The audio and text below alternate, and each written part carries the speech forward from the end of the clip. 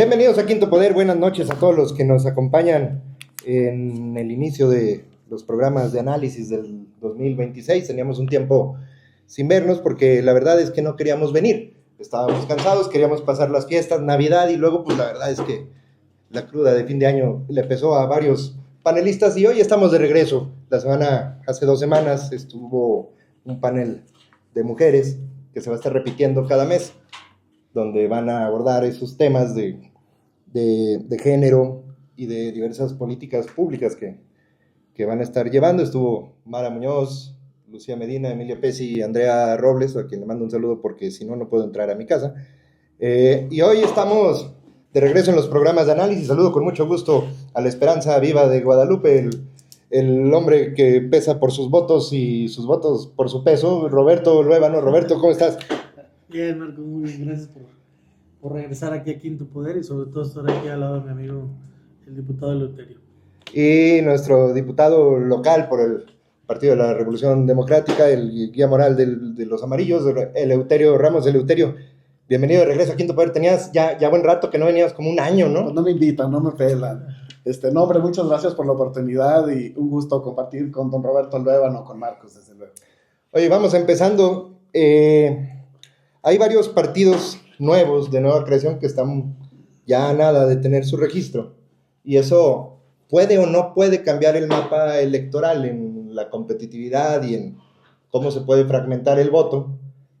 Los partidos que están cerca son México Tiene Vida, con 222,000 apoyos registrados, la mayoría por aplicación móvil, 175,000, 93 asambleas distritales, le falta llegar a los 140 prácticamente para tener el acceso a su registro. Construyendo Sociedades de Paz, bajo el nombre preliminar de Construyendo Solidaridad y Paz, lleva 275 asambleas distritales, 197,000 afiliaciones totales, y la mayoría, 152,000, por redes sociales, por el acceso al celular. Personas Sumando 2025 AC, que es Somos México, lleva 216 asambleas, 148,000 afiliaciones. Sus responsables son Carlos Ferreri, Julio César Cisneros y Que Siga la Democracia, APN. 115 asambleas, es la que está más lejos de obtener su registro, con 75,000 personas afiliadas. Eleuterio, ¿qué tanto puede pesar la entrada de estos nuevos competidores al electorado y qué tan difícil, porque no es algo fácil obtener registro, pero qué tan difícil va a ser mantenerlo para ellos? ¿Vienen a competir o vienen a salvar el pellejo otros 3 años? Yo digo que siempre hay muchos intereses que se cruzan cuando se empieza un ejercicio de construcción de partido nuevo. No va a ser sencillo, desde luego, primero que lo logren, porque la norma está muy llena de requisitos, muy llena de recovecos, muchas complicaciones, a pesar de que la libertad y el derecho de asociación es un derecho humano, pues para el tema de los partidos políticos, pero el interés general que se visualiza, que se vierte, lo convierte en complicado. Pues desde luego que voto que vaya a los partidos pequeños será un voto que le haga falta a alguien más de los que están vigentes. Pero también el pluripartidismo en México, históricamente conocido, le ha sido muy útil al equipo gobernante. Entonces habría que ver qué línea trae cada uno de los partidos políticos, de los actores que participan, de los grupos que lo están promoviendo, cuál es la tarea real a la que están entrando, porque en política se gana perdiendo y se pierde ganando. Entonces el escenario de los partidos políticos a veces ganan con el simple hecho de lograr el registro y de participar, aunque sea una vez en los procesos político-electorales. Y algunos otros pues le apuestan a la sobrevivencia, a la pervivencia, y sobre todo si vemos estructuras muy sólidas que no es la primera vez que hacen partido, que no es la primera vez que juegan, aunque no han podido conservar el registro, ¿verdad? Caso por ahí de los ligados a grupos religiosos evangelistas, lo que antes era el PES y que ahora se llama Construyendo Sociedades y Paz, con las iniciales, CSP, con las iniciales Claudia Sheinbaum Pardo. Sí, pero es solidaridad, ¿no? Listos como es son. Partido Encuentro Solidario. Surge la organización Construyendo Sociedades de Paz, que va a ser el nombre en el caso que de van a Vamos utilizar. México, pues también ya sabemos por dónde viene, ya sabemos cuáles son los propósitos, dónde tiene vigencia, incluso quién lo estará impulsando en Zacatecas y en gran parte del país, y el propósito que busca. Entonces, todo depende de la ruta que le estén dando y del propósito que tengan los activos que lo promueven. Oye, Roberto, dos de estos futuros partidos, probablemente México tiene vida y Construyendo Sociedades y Paz, también llamado como el PES 3.0, tienen una tendencia a la derecha y han logrado la mayoría de sus asambleas y varios registros. Es también un síntoma de que hay un pequeño giro a la derecha, es decir, a ir a los extremos de las ideologías para conservar el voto, a la polarización. Bueno, yo te he dicho en reiteradas ocasiones, mi querido Marco, que hay un cambio importante, particularmente en Latinoamérica. Estábamos viendo el otro día la elección, si mal no recuerdo, fue de Costa Rica, donde gana también la derecha. Entonces hay una tendencia en Latinoamérica de ir de la izquierda hacia la derecha un poquito más radical, más conservadora, ¿no? Más, un poquito más radical y más, digamos, orientada hacia los intereses de Estados Unidos y de Donald Trump, ¿no? Hay como una tendencia hacia ese sentido.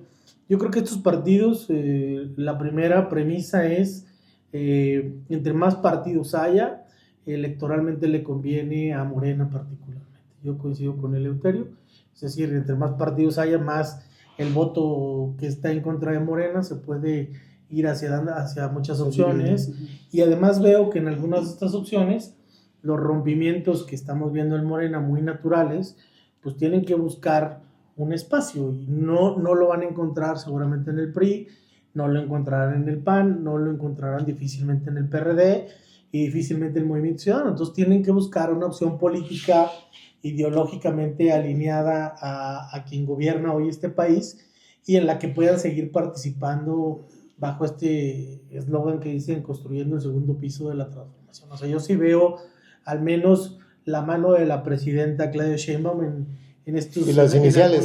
En algunos de estos partidos.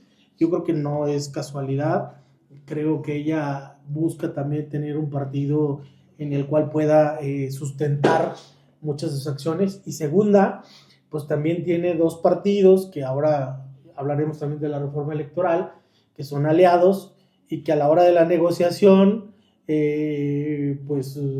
tienen diferencias, y yo creo que la presidenta también está pensando en una tercera opción por si se desprende de uno o de otro de estos partidos, que todos estos, al igual que los partidos medianones, pues ocuparán el mismo espacio. Entonces yo creo que no dejaría de lado la posibilidad, pues, de que algunos de estos partidos puedan representar una opción para aliarse con Morena, darle salida a los grupos que están en contra de decisiones como están tomando Morena, y no permitir que se vayan a la oposición a este grupo de partidos, particularmente, insisto, del PRI, del PAN y del Movimiento Ciudadano y del PRD.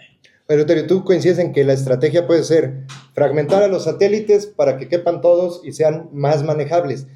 Sin lugar a dudas, finalmente quien no está de acuerdo con el equipo gobernante de manera natural va a ir a la oposición, y en una elección polarizada todos esos votos son importantes. Pero así ha sido siempre, ¿no, Eleuterio? Claro, pues una maniobra muy conocida en México, trazada desde otro momento donde había también partido hegemónico, cuando empezaron a ver crecer a la oposición de manera peligrosa, bueno, pues entonces se generó el PT y entonces hubo algunos otros que saltaron a la vida pública, auspiciados desde las propias áreas del poder, para captar, bien lo decía don Roberto Luébano, el descontento o los desprendimientos del propio equipo en el poder. ¿Qué es lo peor que le puede pasar? Pues que se vaya a donde pueden ser contrapeso del equipo gobernante, que vayan a fortalecer a quien no quiere que avance, a quienes no quieren que ganen elecciones. Oye, y hablando de ganar elecciones y no ganar elecciones, porque la reforma electoral, que se habla mucho y va a ser el tema, yo creo que de todo el semestre, no solo de estos días, vamos a estar hablando de ella mucho, también puede ir ligado el ir pensando a mediano plazo en debilitar un poco a los partidos que te pueden hacer cuña para que no pasen tus iniciativas y tus reformas, pero como bien decía Roberto, PT y Partido Verde han alzado la voz en algunos puntos, han manifestado no estar de acuerdo con la totalidad de la reforma. ¿Puede ser el inicio del fin de una alianza que ha dado tanto resultado a la 4T? Yo creo que la van a cuidar que se sostenga, como dé lugar. Finalmente es el momento en el que empieza a haber diferencias importantes al interior de Morena y de la 4T. Hoy como nunca van a necesitar en los estados los votos del PT, los votos del Verde y muchos otros votos de aliados de partidos pequeños y de organizaciones y de agrupaciones. Es lógico que haya divergencia en la propuesta inicial de reforma electoral cuando implica quitarle la representación a los partidos que ganan menos elecciones. Cuando pretendes quitar las plurinominales, cuando pretendes establecer candado para reducir la participación, la prerrogativa de las organizaciones políticas, cuando pretendes acotar la entrega de recursos y las facilidades desde el órgano del Estado a estas organizaciones, pues evidentemente lastimas absolutamente a todos, menos al que gana más votos, al que saca más votos y al que gana más elecciones y al que tiene más elevada representación. Insisto, empiezan a ver desmoronarse el poder, empiezan a sentirse vulnerables y tratan de mantenerlo a como dé lugar. Y desde luego, si los generadores de votos están a través del voto clientelar generado por Morena y van a seguir ganando en la mayoría de los distritos, de mayoría, vamos suprimiendo las plurinominales y aunque no ganemos todos, seguimos manteniendo la mayoría que nos permita gobernar solos y tomar las decisiones como lo han hecho hasta ahora. Roberto, las plurinominales dejaron en buena forma de representar la voluntad popular para representar los intereses de élite. ¿No es también parte de la narrativa que tiene la presidencia y la bancada de la 4T? Porque, vamos, yo no sé si Alito hubiera ganado una senaduría por sí solo, o muchos de los jeques de varios partidos que utilizan las plurinominales para tener fuero, para mantenerse en el poder. ¿No se ha mal usado la plurinominal al punto de que el ciudadano no la apoya completamente? Bueno, yo creo que el tema de las plurinominales... Tú nunca has sido pluri, tú lo puedes decir tranquilamente. Ya me toca, ya me va a desaparecer aquí mi diputado Leuterio ya me la prometió y ojalá que esto no genere problemas con Néstor Santa Cruz. Saludos a Néstor Santa Cruz. No, a ver, es muy sencillo. El tema de los plurinominales es un asunto que ayuda a generar una representatividad de todos los partidos políticos en el Congreso. Ese es el primer objetivo, es decir, que el que gane no gane todo, ni el que pierda pierda todo, y que haya una representación de todos los sectores políticos en los congresos locales, el Congreso de la Unión, en el Senado. Entonces, la otra, que siempre se ha dicho, es que muchas veces el trabajo técnico de los más preparados, de los grandes economistas, de los grandes abogados, pues difícilmente podrían ganar una elección por tierra, y los partidos, para cumplir su plataforma política, pues llevan a los mejores hombres en esas posiciones, de tal manera que, cuidando las causas que el candidato de a pie recoge, pues el otro las pueda transformar en realidades y hay un trabajo técnico definido. Yo te quiero decir, Marcos, que yo casi estoy seguro que el tema de la reducción del gasto a los partidos y el tema de la reducción de plurinominales es una cortina de humo para el electorado y para los propios partidos. A mí me parece que la reforma electoral es mucho más profunda y que puede traer cambios que pueden atentar contra la democracia, como lo han venido haciendo con los órganos electorales, con el Instituto Nacional Electoral, con los institutos electorales de los estados. Durante mucho tiempo, si tú revisas la plataforma del presidente Peña Nieto, habló de una reducción de los plurinominales, habló de una reducción del gasto, o sea, no es un tema nuevo, pero es un tema que siempre e invariablemente a todos los partidos los hace que cuiden a morir estos dos temas y que al llegar a la mesa, pues fácilmente es algo que se puede conceder a cambio de otros temas más importantes. Yo lamentaría, pues, que nos vayamos ahí con el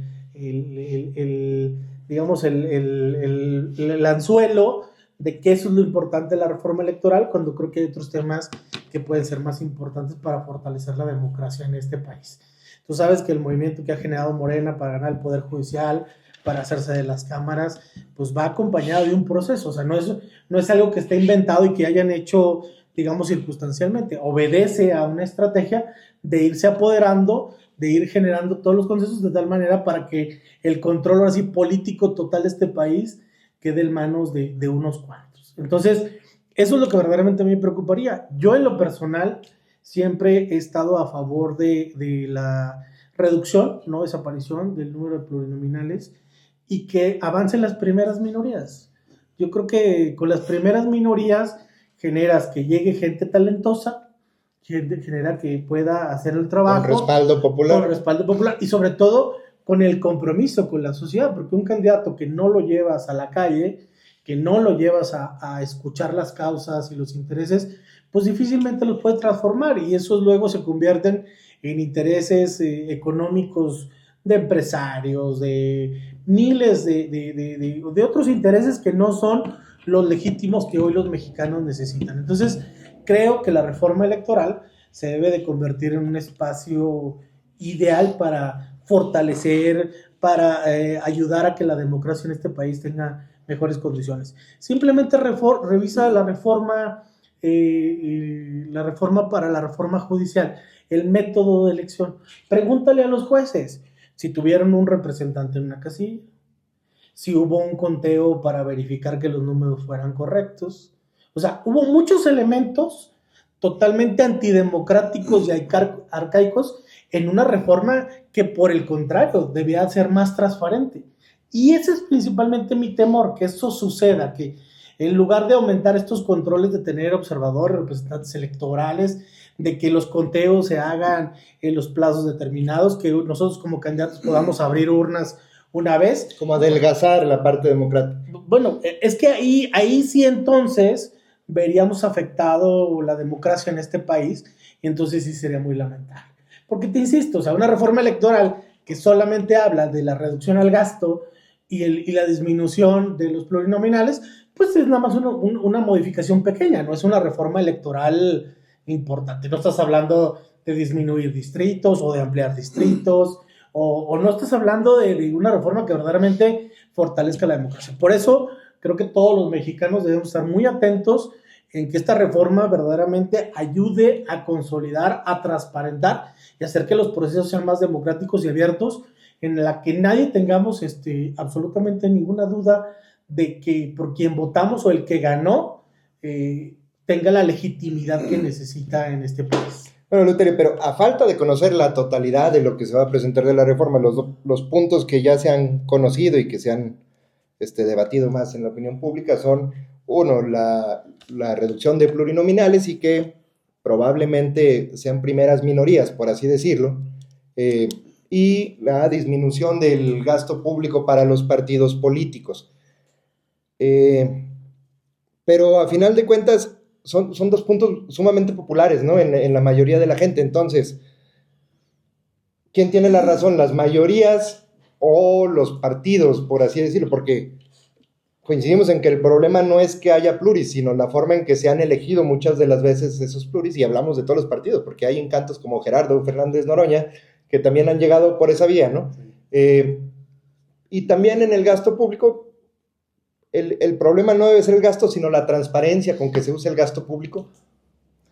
Sin duda que hay muchas cosas que comentar en el tema. Ahí, en el asunto del gasto, lo empiezo ahora desde este rumbo, siempre como institución de interés público y por los intereses que persigue, buscando pues crecer en el electorado, en el ánimo de los mexicanos y obteniendo espacios de toma de decisiones por esa vía, habrá intereses que se acercan a los partidos políticos y que los impulsen y los promuevan. Se va a trabajar con el recurso público, buscando transparencia, vigilando de cerca el comportamiento del partido y limitando la intervención de intereses, pudieran ser hasta malsanos y delincuenciales, o lo solventamos con el recurso público. ¿Pero tú crees que dándole el recurso público tampoco le entran?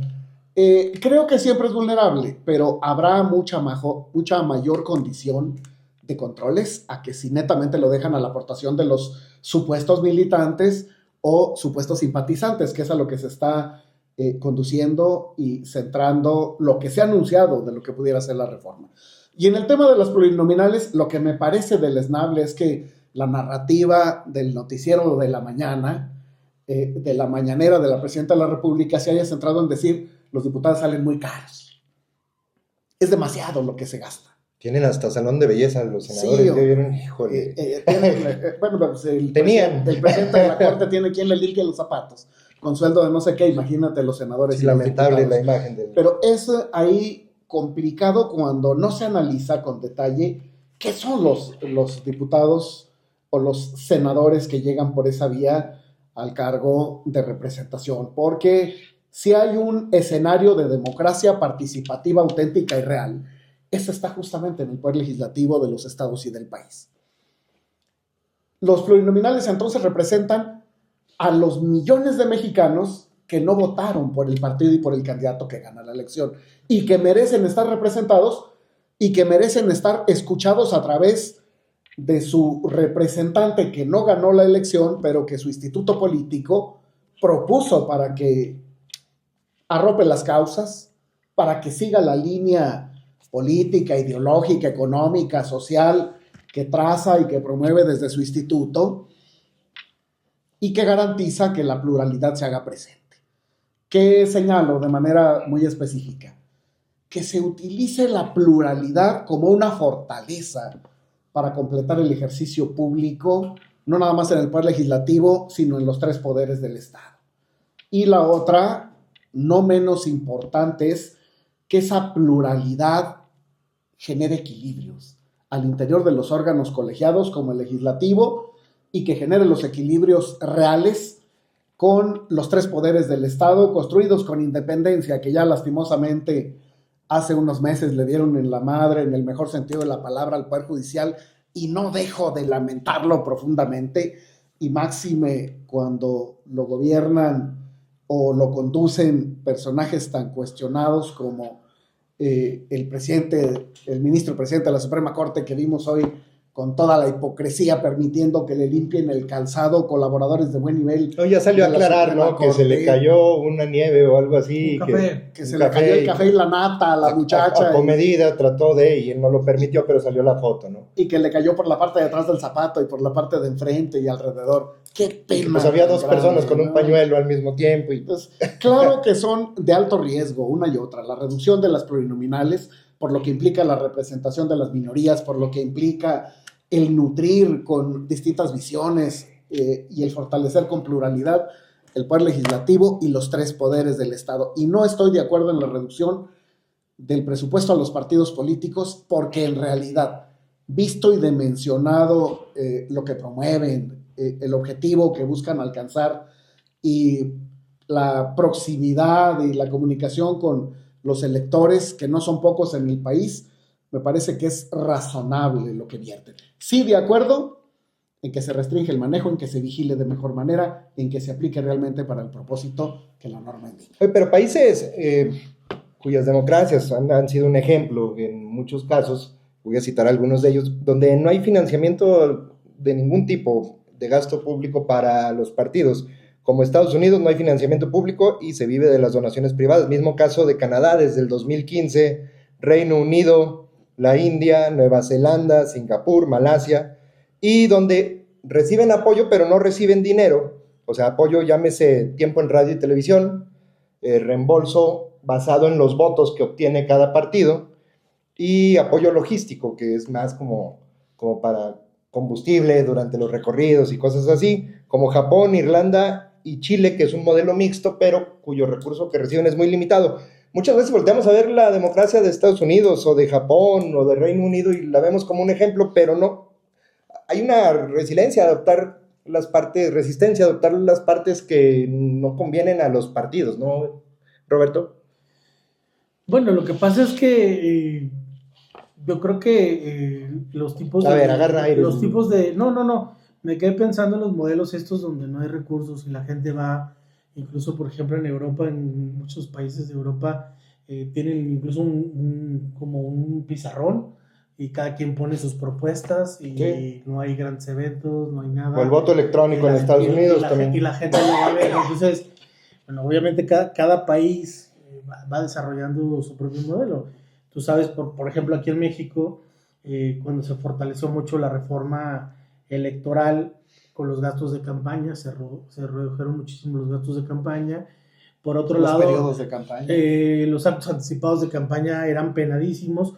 Hoy, por ejemplo, no. O sea, hoy vemos en Zacatecas a todos los candidatos o aspirantes por la calle con chalecos de los colores de cada partido, promoviendo abiertamente... Como el caso de Miguel Varela, ¿no? Donde subió su imagen promoviendo los programas sociales con los logos del PAN. Pues en general de todos, o sea, yo no dejaría a nadie fuera, pues todo el mundo está adelantado haciendo actos anticipados de pantalla, de campaña, ves los espectaculares con lentes, con temas alusivos que identifican.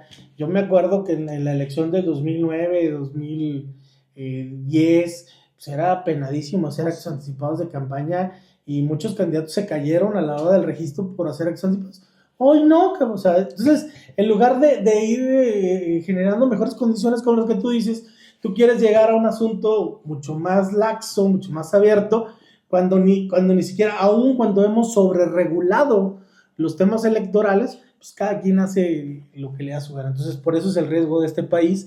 Y la otra, lo que siempre han dicho, el hecho de que haya recurso externo en los partidos y en los candidatos, ¿no? Ya lo vemos hoy en Tequila, donde se financian campañas, y bueno, pues a final de cuentas, nadie dice nada un año y medio después. O sea, realmente, una vez que tengamos una democracia ordenada, donde la gente entienda o todos entendamos a final de cuentas cuál es el proceso, las formas, pues vamos a ir avanzando a este tipo de democracias. Son alrededor de 7.300 millones de pesos lo que está más o menos en financiamiento a los partidos, que tampoco es una cantidad menor, pero que es de las partes que genera más resistencia, ¿no?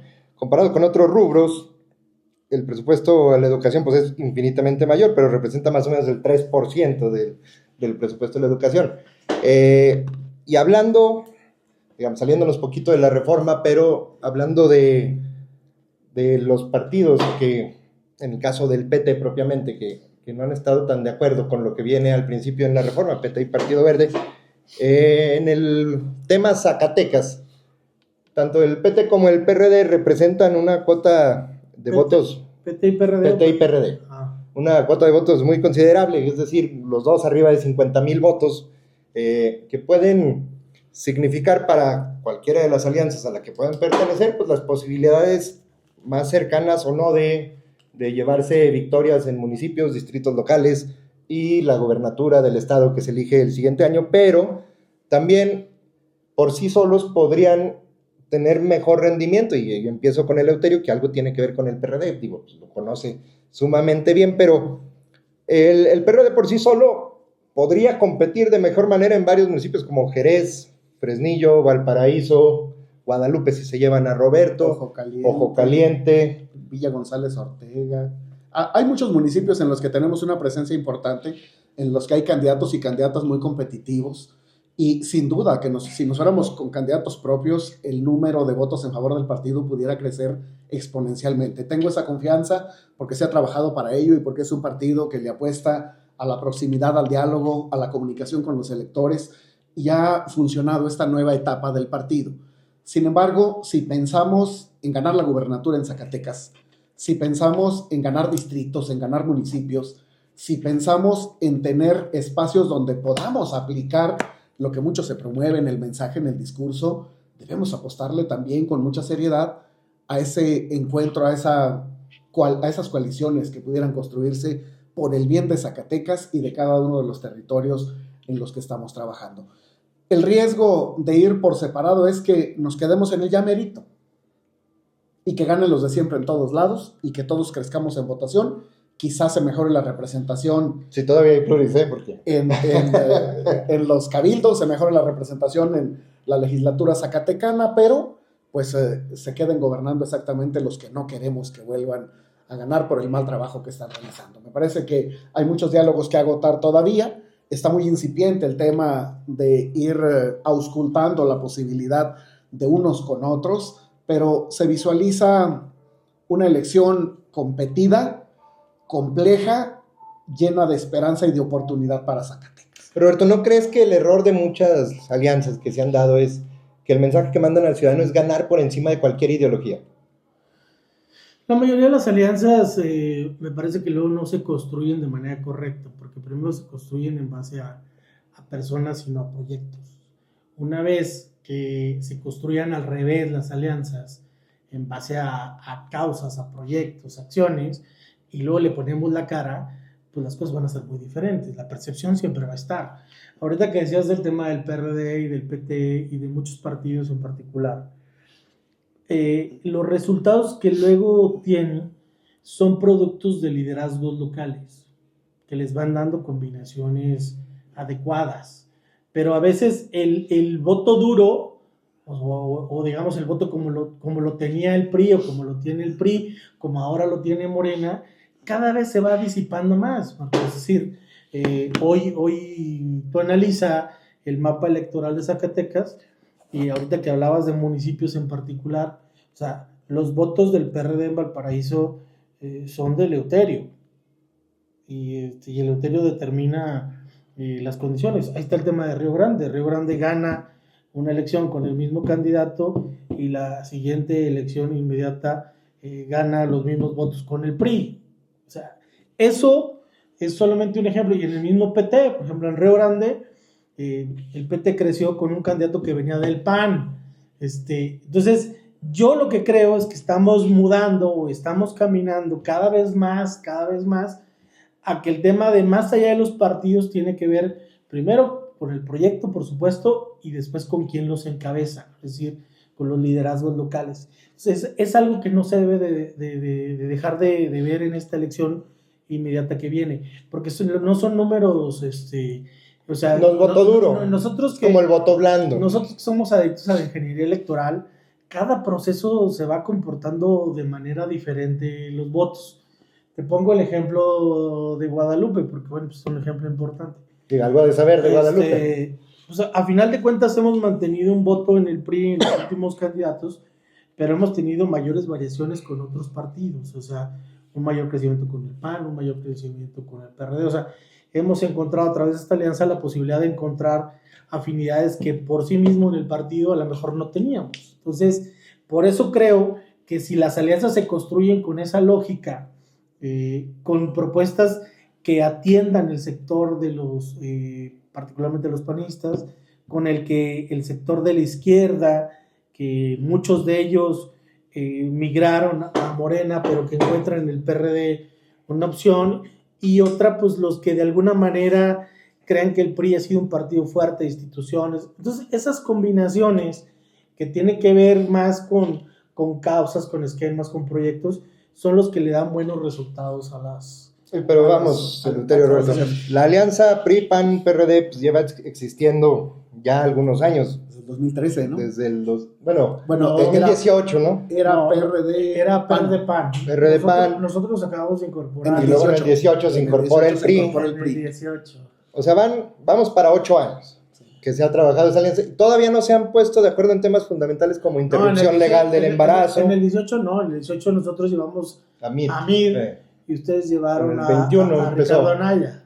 Pero en lo local, sí nos fuimos juntos. No, el 18 no. Fue hasta el 21. Fue hasta el 21. Pero hay puntos importantes. Llevamos 2 elecciones, que era lo que yo le he dicho a mucha gente. Digo, Cierto. Antes, aquí el enemigo a vencer de nosotros en Guadalupe, en el PRI, pues era el PRD, ¿no? O sea, nuestro... ¿no? Pero si buscamos ese enemigo, el PRD, pues ya no existe, ya son otros... son otros rostros. Está diciendo que ya no existe se cambiaron de partido. No, o sea, migraron. Muchos se fueron a Morena. Muchos priistas se fue a Morena. Otros perredistas se quedaron a mantenerlo. Entonces, por eso te digo que el tema de los partidos últimamente ha tenido una variación bastante interesante que hay que revisarlo, porque no dan números por números. El único municipio en el que sí tiene consistencia el tema de los partidos, que al menos yo conozco, pues es Pinos. Ahí o eres de Morena o eres del PRI. Oye, pero a ver, desde el 21 están los tres juntos, desde el 18, 16 están... Desde el 13 PAN, PRD. O sea, ya es una buena cantidad de añitos, pero hay temas fundamentales donde no han logrado una agenda única. Es decir, hay una alianza que te promete o te busca el triunfo electoral, pero llegado el triunfo no sabes cómo va a funcionar. O sea, no hay un proyecto unificado. Vamos, interrupción legal del embarazo, el tema de los matrimonios igualitarios, todo el tema del derecho para las parejas homoparentales, la adopción, y muchos temas de derechos que ni el PAN, ni el PRI, ni el PRD se han puesto de acuerdo, y ahí es donde termina rompiéndose todo, ¿no? Y ahí también se ha causado el desencanto del ciudadano, porque llegan y pues ya te bajaron a 2 perredistas, todavía no toman protesta, y te bajaron a 2 panistas, y se construyó la mayoría, que pasó en esta pasada legislatura, pero no es un tema donde la cuota de poder está importando más que la parte ideológica. Yo creo que en los partidos hemos aprendido a ser pragmáticos y las coaliciones son coaliciones electorales, no son coincidencias ideológicas. Encontramos muchas cosas que nos permiten trabajar en equipo, hacer causa común e impulsar para la mejora del país. Eso a mí me queda claro. Y la enorme mayoría lo podemos encontrar en coincidencia, incluso con la gente de Morena. Hemos respaldado gran parte de los programas sociales que han estado proponiendo e impulsando, que ha sido pues un avance adicional a los que ya había propuesto el PAN, a los que ya tenía el PRI, los acompañamos en esta oportunidad. Hay algunas otras en las que no nos ponemos de acuerdo ni siquiera entre los cercanos. Desde luego que hay visiones de extrema derecha que promueve el panismo, que no van a coincidir con la visión del PRD o con el centralismo del PRI. Pero nos respetamos en las cuestiones ideológicas donde no hay coincidencia y difícilmente nos vamos a convencer unos con otros, y tratamos de generar el mayor consenso en la enorme cantidad de temas. Yo creo que hay mucho que vale la pena resaltar como impulsado a través del acuerdo común por unanimidad, y lo otro, pues dejar que se siga librando con promoción al interior de la sociedad. La sociedad es de visiones diversas y hay que respetarlas todas. Bueno, Roberto, y hablando de la sociedad, las visiones y el respeto que debe de haber, este año, que también estamos, como quien dice, empezando los temas que van a ser más fuertes, este año también se van a ir definiendo no solo los gobernateables, sino las candidaturas más importantes, como los municipios eje de los distritos, los mismos distritos locales, y se va cerrando la lista de aspirantes a las gobernaturas, tanto en el bloque de la 4T como en el bloque de la oposición, por así decirlo, que todavía no levanta la mano como una sola alianza, pero podríamos decir que es un bloque, y en MC. ¿Qué tanto puede pesar la irrupción de una candidatura fuerte por MC como para romper el equilibrio electoral para un lado o para otro? No, bueno, a ver, está muy claro, una candidatura fuerte en MC sin duda partiría a la oposición. O sea, ahí ganaría la 4T. O sea, ganarían los de siempre. Si vamos a una elección donde vaya el candidato de Morena fuerte, un candidato PRI, PAN, PRD y uno en MC fuerte, pues electoralmente va a estar muy complicado poder enfrentar a Morena, ¿no? Es algo, yo lo he platicado con Eleuterio, lo he platicado con algunos panistas, con algunos priistas. Aquí la clave es que hagamos un solo bloque con un solo candidato fuerte y que enfrentemos el proceso de la mejor manera. El hecho de que haya 2 o 3 candidatos fuertes, lo único que afecta pues es a la oposición particularmente. Hay que decirlo con todas sus letras. O sea, una irrupción, bueno, ya viste en la elección ahora del 24, ¿no? El tema de MC fue un asunto que generó votos, o sea, no poquitos. No generó, o sea, generó y participó, ¿no? Fuimos a una elección de 3, seguramente lo que tenemos que hacer es hacer una elección de 2, tanto en Zacatecas como en el país, para que la gente determine si quiere con lo mismo o quiera verdaderamente un cambio. Oye, Eleuterio, ¿por qué el PRD no se la juega como un proyecto a mediano o largo plazo, como lo ha estado haciendo MC, donde pasó de librar muy apenas el registro a estar pensando que en el 30 van a ser probablemente la opción número 2 en las encuestas para la presidencia de la República? Es una alternativa muy viable que no está descartada, que no desdeñamos, al contrario, que analizamos con mucho cuidado. Y máxime cuando se construyen los distintos escenarios de coalición y de candidaturas fuertes, como bien lo relataba don Roberto. Finalmente, si le vamos a apostar a coaligarnos para que perdamos todos en la oposición, pues no tendría sentido. Entonces, lo más sano será ir a defender nuestros espacios de mayor fortaleza, nuestros candidatos y candidatas, y apostarle a convertirnos, como bien lo dices, en un tercero posible dentro del electorado, que me parece que nos da válidamente para esa posición. Incluso, me atrevo a señalarlo con respeto a los MCistas, mucho más que Movimiento Ciudadano.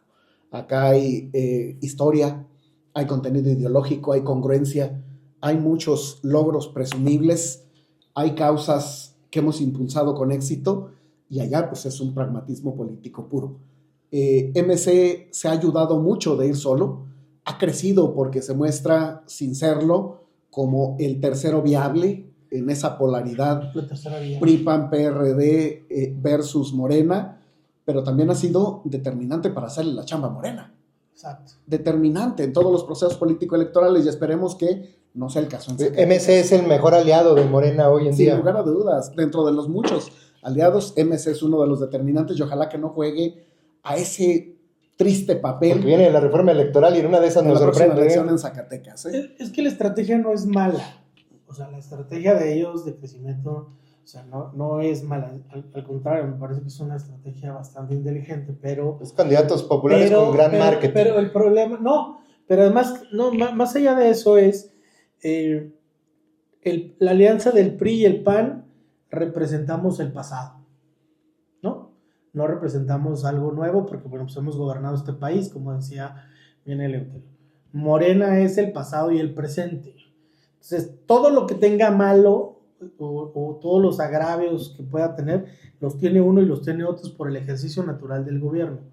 Cuando no ha sido gobierno, pues no hay absolutamente nada que señalar. Entonces, plantean la tercera vía, que me parece que es una estrategia correcta, pero es una estrategia correcta para que puedan crecer ellos como partido, y lo que estamos generando, bueno, pues es que le abren la puerta a Morena. Entonces, digamos, es una decisión complicada. Una, hacemos que las cosas cambien en nuestra ciudad, en nuestro entorno, en nuestro estado, o seguimos creciendo nosotros hasta poder ser una oposición, pero eso lo único que va a alargar, pues es la vida política de Morena mucho más tiempo. Es que está más fácil ser oposición si no tienes un gobierno a que criticar, ¿no? Eleuterio, Pues sí, por supuesto. Es mucho más fácil ser oposición y tirar desde todos los ángulos. El otro día fui con un buen amigo que un saludo y decía que... ¿Con quién? A echarme una barbacoa ahí con un amigo que vende barbacoa estilo Monterrey, que es allá de Mazapil. Y me decía, es que a veces siento que traen más desgaste ustedes, ¿no? Refiriéndose a mí, que las nuevas opciones que vienen. Le dije, claro, porque nosotros hemos estado en la línea de batalla. Hemos estado permanentemente en la línea de batalla. Si nosotros hubiéramos estado en una trinchera, nada más asomando los ojitos y viendo qué pasa y escondiéndonos, pues seguramente no tendríamos ni un rasguño. Pero si estás en la línea de batalla, en el alambre de púas, en las balas que pasan cercanas, pues obviamente quienes decidimos enfrentarlos para que no pase lo que pasa hoy en día en Zacatecas, bueno, pues son condiciones totalmente diferentes. Entonces, por eso coincido pues yo plenamente con Eleuterio en el que tenemos que dejar de lado todos los intereses y cerrar filas por Zacatecas, que ese es el planteamiento que nosotros tenemos. Y si no, pues como dice Eleuterio, bueno, pues entonces que cada quien se rasque como pueda, ¿verdad?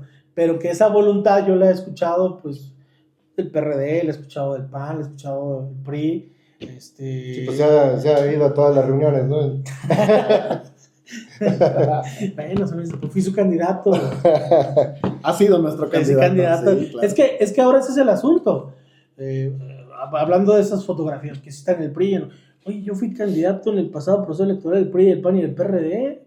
Me dieron la oportunidad, tuve el honor de representarlos, de firmar un acuerdo de propuestas de acuerdo a las causas, a la plataforma política de cada uno. Y ahora que ya no soy candidato, ¿qué les digo? No, ya no me interesa, o cómo, o sea, ¿no? Mi militancia está a salvo. Yo tengo desde el 97 militante del PRI, o sea, tú es la principal crítica que me haces, ¿verdad?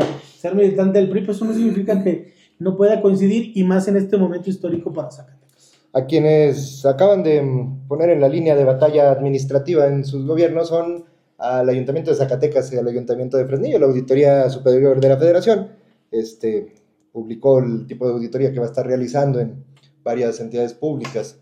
Algunas pues solo son de desempeño, otras son una auditoría, digamos, la normal como tal, pero Zacatecas y Fresnillo tendrán un proceso de lo que se llama auditoría forense, que es una auditoría más a fondo, sobre todo buscando malos manejos, y esto es, puedes tener la parte administrativa de forma correcta, pero la investigación puede ir un poco más como quién es el proveedor, cuándo se dio de alta, qué tipo de ingresos está teniendo, y temas así como los cruces que puede haber entre socios de una empresa con otra, y temas así. ¿Qué ¿qué tan difícil es y qué tan político puede ser este tema? ¿Tú Eleuterio, crees que lo mandaron con dedicatoria o que realmente fue un sorteo bonito? Y yo digo que es muy evidente que están tratando de utilizar a la Auditoría Superior de la Federación como sicario político en contra de los adversarios. Y eso me parece de lo más deleznable. Ojalá que me esté Entonces equivocando. estaría mejor que no lo revisen. Ojalá que me esté equivocando y que no vaya a tener ese triste papel la auditoría. No, por supuesto que soy partidario de la transparencia, de la claridad y de la revisión minuciosa, pero pues a todos con el mismo rasero, a todos con la misma vara. No puedes de pronto, cuando eres oposición, mandarte una auditoría forense casualmente nada más a los 2 municipios más grandes del estado que gobierna la oposición y que además uno es fortaleza de un aspirante de un partido y el otro es el aplaudidor fundamental de otro de los aspirantes. Digo, el tema es muy claro, muy evidente y me parece de lo más indebido que puede existir. Digo, siquiera lo hubieran despistado para mandarle por ahí a alguno de los que les cayeran gordos de la casa, ¿no? Que creo que sí los hay. Y algunos que han tenido una actuación tan desasiada y tan desastrosa vista desde la distancia, pero pues así focalizado me parece que es más para amedrentar, para amenazar, para asustar, para condicionar y para tratar de acordar las libertades y la paz personal por encima de las aspiraciones políticas que pudieran tener personajes y partidos. Oye, Roberto, ¿y no crees que también como que le picaron las costillas a la auditoría con 2, 3 cosas como, por ejemplo, un ejemplo, no voy a decir, pero pues ves a un presidente que está estrenando una camioneta de muy buen modelo, de muy buena marca, valuada en $1.5 million de pesos, y esa camioneta 3 semanas antes le pertenecía a uno de los principales proveedores y contratistas de la administración que entró con ese presidente? O ves que se pagan 150,000 pesos en diciembre en etiquetas para agua, para botellitas de agua, o cosas así. ¿No crees que también como que les está fallando el incremento en el gasto de nómina? O sea, también se les chispoteó el exceso de confianza y 3 tesoreros en una administración que lleva un año, tampoco te dice como que están tan sanas y aseadas las cosas, ¿no? Yo tengo ya muchos años en el servicio público, no conozco ninguna administración pública que no cometa un error. Es una mentira. Puede ser voluntario, puede ser involuntario, ¿no? Algunos son premeditados, con intencionalidad, algunos otros por omisión, por no conocer la ley, por inexperiencia de los funcionarios.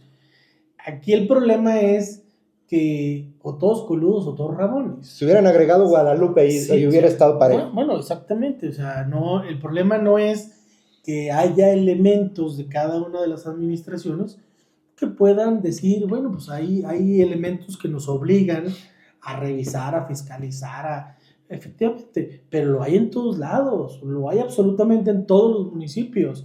Y si era el tema revisar a los municipios más grandes, bueno, pues ¿dónde está Guadalupe, verdad? ¿Dónde está el municipio de Guadalupe que en contraparte, tan solo con el contrato de trash por semana, pues se pudiera comprar una Suburban por semana, ¿verdad? Motivo del alto nivel de corrupción que tiene ese contrato, y entonces pareciera que voltean a ver lo de una Suburban. No, pero detrás ya está prófugo por otros motivos. En contraparte con un contrato millonario a todas luces que tiene un beneficio personal, y entonces pues ahí este argumento que tú viertes pues pierde toda... Ese contrato lo votaron a favor la mayoría de los diputados de todos los partidos. No, pero ellos no los escogieron, hubo un proceso, los costos los diputados no lo aprobaron. Los diputados lo único que le dieron la oportunidad es de concesionar la basura. Eso no tiene ningún delito. Lo hacen todos los congresos, ¿verdad? Para simplificar, para mejorar el servicio, le da la posibilidad al municipio de que tome decisiones para mejorar los servicios públicos, porque ese es el objetivo. Pero de eso, hacer negocio, pues eso yo creo que ningún diputado, ni los de Morena, si lo hubieran sabido, lo hubieran votado. A lo mejor lo hubieran aprobado, o lo hubieran aprobado con mucho mayores regulaciones, condicionamiento. Entonces, eso es exactamente lo que yo digo, porque pues, si ponemos sobre la mesa qué hace uno, qué hace otro, bueno, pues absolutamente todos tienen un elemento que revisar, 4 o 5 municipios, y eso hubiera dado el equilibrio natural para que absolutamente nadie dijera nada. Es decir, está bien que se revise, a ver, dicen, a ver quién es más puerco, más trompudo, ¿no? ¿Cómo dice el dicho? Algo así dice el dicho. Entonces, hay que ser puerco, pero no hay que ser trompudo.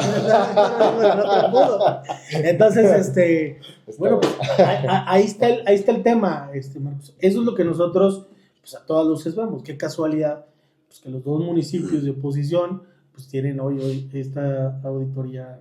Pues, que es muy ¿Y hasta dónde sigue siendo confiable la auditoría, Eleuterio? O sea, ya su labor pasó a ser, como tú dices, un sicario de la transformación, o sigue siendo un ente público confiable, porque si el día de mañana le sacan observaciones a gobiernos del otro lado, pues seguramente la oposición también se los va a señalar, ¿no? Entonces, ¿hasta dónde la narrativa de la auditoría como ente fiscalizador funciona y hasta dónde no? Yo creo que hay muchas cosas que se pueden mejorar. Debo expresar confianza en las instituciones, pero con mensajes como este, la verdad es que habría que hacer una revisión mucho más profunda y mucho más cuidada, y sobre todo sobre los resultados que están emergiendo, sobre las resoluciones que estén dando a conocer respecto a las observaciones de las entidades federativas, del resto de las entidades públicas. Hay mucho que se puede lograr con un buen trabajo de la auditoría. La fiscalización es importantísima. El ejercicio de mejora constante, el ejercicio de evaluación, todos esos son importantísimos, pero la independencia del órgano fiscalizador debe ser determinante. Digo, de entrada, el organismo en Zacatecas depende de la legislatura, como en el orden federal del Congreso de la Unión. Entonces, ahí tiene ya un sesgo complicado, pero pues siempre apostándole al profesionalismo de los servidores públicos, y que a pesar de decisiones tan burdas como la que veo para el tema Zacatecas, hagan un buen trabajo, sería interesante. Y hay que estar al pendiente para poder opinar con mayores elementos, Marcos. Y hablando de fiscalización, a los que están fiscalizando son a nosotros, que ya nos pasamos con 1 minuto 20 segundos del tiempo del programa. Les agradecemos a todos los que nos acompañaron en Quinto Poder. Muchas gracias, Roberto Luébano, Esperanza del Pueblo y el Peso Pesado de Guadalupe. Eleuterio Ramos, el hombre más querido y más votado de todo el Valle de Zacatecas. Yo soy Marcos Saucedo, muchas gracias a todos. Esto fue Quinto Poder.